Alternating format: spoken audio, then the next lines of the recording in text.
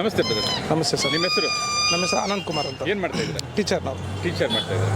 So ನಿಮ್ದು ಯಾವರು? ನಮ್ಮದು ಕೋಲಾರ ಮುನೇಶ್ವರ. ಸರ್, ಈ ಬಾರಿ ಕೋಲಾರಲ್ಲಿ ಲೋಕಸಭಾ ಚುನಾವಣೆ ಇನ್ನೇನು ಕೆಲವೇ ದಿನಗಳು ಬಾಕಿ ಇದೆ. ಈ ಬಾರಿ ಕೋಲಾರದಲ್ಲಿ ಬಿಜೆಪಿ ಜೆಡಿಎಸ್ ಅಭ್ಯರ್ಥಿ ಒಬ್ಬರು ನಿಲ್ಲಿಸ್ತಾ ಇದ್ದಾರೆ. ಇಲ್ಲಿ ಫೈಟ್ ಇರೋದು ಜೆಡಿಎಸ್ ಕಾಂಗ್ರೆಸ್ ಮಾತ್ರ ಇದೆ. ಸೊ ಈ ಬಾರಿ ನೀವೆಲ್ಲ ಯಾವ ಪಕ್ಷನ ಆಯ್ಕೆ ಮಾಡ್ತಿರ್ತಾರೆ? ಸರ್ ನಾವು ಕಾಂಗ್ರೆಸ್ ಪಕ್ಷನ ಆಯ್ಕೆ ಮಾಡ್ತೀವಿ ಸರ್. ಸೊ ಯಾಕೆ ನೀವು ಬಿಜೆಪಿ ಜೆಡಿಎಸ್ನ ಆಯ್ಕೆ ಮಾಡ್ತಾ ಇಲ್ಲ ಸರ್?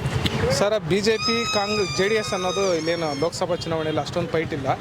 ಸೊ BJP ಕಾಂಗ್ರೆಸ್ ಎರಡಕ್ಕೂ ಫೈಟ್ ಇದೆ. ಸೊ ಸುಮಾರು ವರ್ಷಗಳಿಂದ ಇಲ್ಲಿ ಕಾಂಗ್ರೆಸ್ ಇರೋದು, ಹೋದ ವರ್ಷ ಬಂದಿದೆ. ಸೊ ಅದನ್ನು ನೋಡ್ತಾ ಇದ್ದರೆ ಅಂದರೆ ಸುಮಾರು ಕೋಲಾರಲ್ಲಿ ನೋಡಿದ್ವಿ ನಾವು BJP ಪಕ್ಷದಿಂದ ಯಾವ ರೀತಿ ಅನಾನುಕೂಲ ಆಯಿತು ಅನ್ನೋದನ್ನು.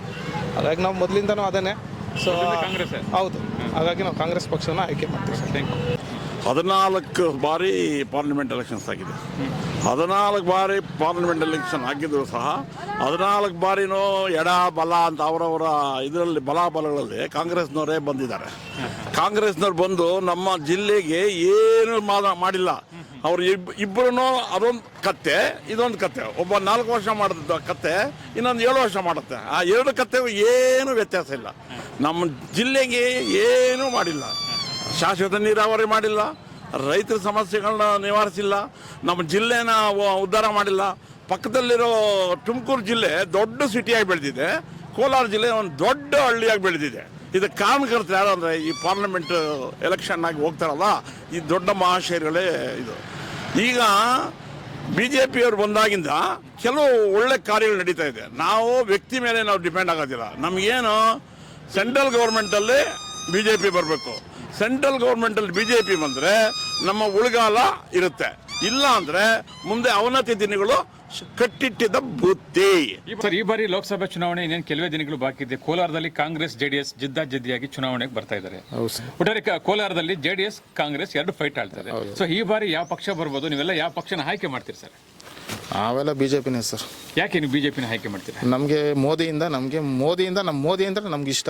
ಯಾಕಂದ್ರೆ ಮೋದಿ ನೋಡ್ಕೊಂಡು ನಾವು ಓಟ್ ಹಾಕ್ತೀವಿ. ಯಾರಾದರೂ ಬರಲಿ ಮೋದಿ ಹೆಸರು ಹೇಳ್ಕೊಂಡು ಬಂದ್ರೆ ನಾವು ಓಟ್ ಹಾಕೋಕೆ ನಮಗೆ ಇದು. ಸೊ ಕೋಲಾರಲ್ಲಿ ಈ ಬಾರಿ JDS BJP ಎರಡು ಒಂದಾಗಿದೆ. ಆದ್ರೂ ಕೂಡ ಇದು ಅಲಯನ್ಸ್ ಆಗಿದೆಲ್ಲ, ಅದಕ್ಕೋಸ್ಕರ BJP JDS ಎರಡು ಒಂದು ಇದಾಗುತ್ತೆ ಬರುತ್ತೆ. ಸೊ ಈ ಬಾರಿ ನಿಮ್ಮ ಪ್ರಕಾರ ಕೇಂದ್ರದಲ್ಲಿ ಯಾರು ಪ್ರಧಾನಮಂತ್ರಿ ಆಗ್ಬೋದು? ನರೇಂದ್ರ ಮೋದಿನೇ, 100% ನರೇಂದ್ರ ಮೋದಿನೇ. ಸೊ ನರೇಂದ್ರ ಮೋದಿನ ಈ ಬಾರಿ ಸೋಲಿಸಬೇಕಂತ ಹೇಳಿ ಯಾರು ಏನು ಮಾಡಿದ್ರು ಕೂಡ ನರೇಂದ್ರ ಮೋದಿನೇ ಬರೋದು. ಇದು ಸೆಂಟ್ರಲ್ ಅಲ್ಲಿ ಮಾತ್ರ ನರೇಂದ್ರ ಮೋದಿನೇ ಬರೋದು ಸರ್. ಇವಾಗ ಸಿದ್ದರಾಮಯ್ಯ ಭಾಗ್ಯಗಳು ಬಿಟ್ಟಿದ್ದಾರೆ. ಒಬ್ರಿಗೆ ಬಂದಿದೆ, 20 ಜನಕ್ಕೆ ಬಂದಿಲ್ಲ, ಒಬ್ರಿಗೆ ಬಂದಿದೆ. ಅದು ಹೆಂಗೆ ಅದು ಇದಾಗುತ್ತೆ ಇದು ಸ್ಟೇಟ್ ಗೌರ್ಮೆಂಟ್ ಅಲ್ಲಿ. ರಾಜ್ಯದಲ್ಲಿ ಆದಂಗೆ ಏನಾದರೂ ಈ ಬಾರಿ ಲೋಕಸಭೆ ಚುನಾವಣೆ ಆಗ್ಬೋದಾ? ಇಲ್ಲ ಸರ್, 100% ಆಗಲ್ಲ. ಇವ್ರು ಬಿಟ್ಟಿರೋ ಭಾಗ್ಯಗಳೆಲ್ಲ ಜನರಿಗೆ ಗೊತ್ತಾಗ್ಬಿಟ್ಟಿದೆ. ಬಟ್ ಈ ಸತಿ ಸೆಂಟ್ರಲ್ ಅಲ್ಲಿ ಏನು ಮಾಡೋಕ್ಕೂ ಇವ್ರ ಕೈಯಲ್ಲಿ ಆಗಲ್ಲ. ಇಲ್ಲ ಸರ್, ಏನು ಕುತಂತ್ರ ತತಂತ್ರ ಮಾಡಿದ್ರು ಕೂಡ ನರೇಂದ್ರ ಮೋದಿ ಅಂತ ಚಿಕ್ಕ ಮಕ್ಕಳಿಂದ ಹಿಡಿದು ದೊಡ್ಡವರಿಂದ ಹಿಡಿದು ಎಲ್ರಿಗೂ ಬಂದ್ಬಿಟ್ಟಿದೆ. ಇದು ಬಂದ್ಬಿಟ್ಟಿದೆ, ನರೇಂದ್ರ ಮೋದಿ ಅಂತ ಬಂದ್ಬಿಟ್ಟಿದೆ. ಅದಕ್ಕೋಸ್ಕರ ನರೇಂದ್ರ ಮೋದಿನೇ 100% ಬರೋದು. 400 ಸೀಟ್ ಮೇಲೆ ಬರುತ್ತೆ ಈ ಸತಿ.